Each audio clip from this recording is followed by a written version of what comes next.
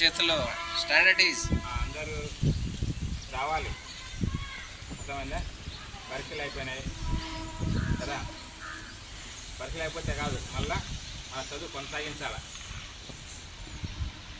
తర్వాత ఈరోజు వచ్చేసి ఆత్మహత్యల నివారణ దినోత్సవం. ఆత్మహత్యల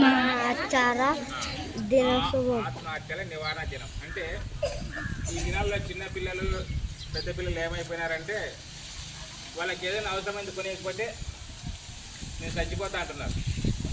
ఏమి కాబట్టి ఆ మాట మన నోటి నుంచి రాకూడదు. అర్థమైందా?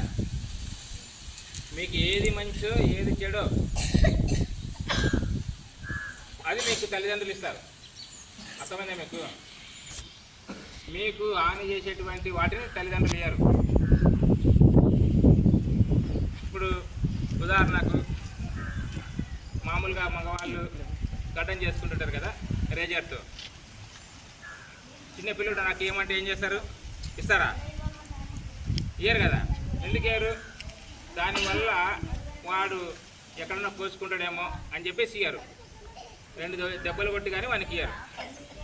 కాబట్టి తల్లిదండ్రులు ఎప్పటికైనా మీ గురించి మంచిగానే ఆలోచిస్తారు, మీకు మంచి చేయాలని ప్రయత్నిస్తారు. అర్థమైందా?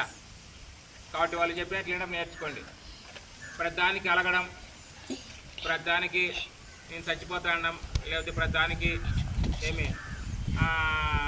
తల్లిదండ్రులను ఎదిరించడం అది మంచిది కాదు. కాబట్టి ఆత్మహత్య అనేది ఇప్పుడు ఆత్మహత్య చేసుకొని బతికితే కూడా కేసు పెడుతున్నారు. అర్థమైందా? కాబట్టి అటువంటి ఆలోచన మానుకోండి. ముఖ్యంగా చదువు మీద దృష్టి పెట్టండి.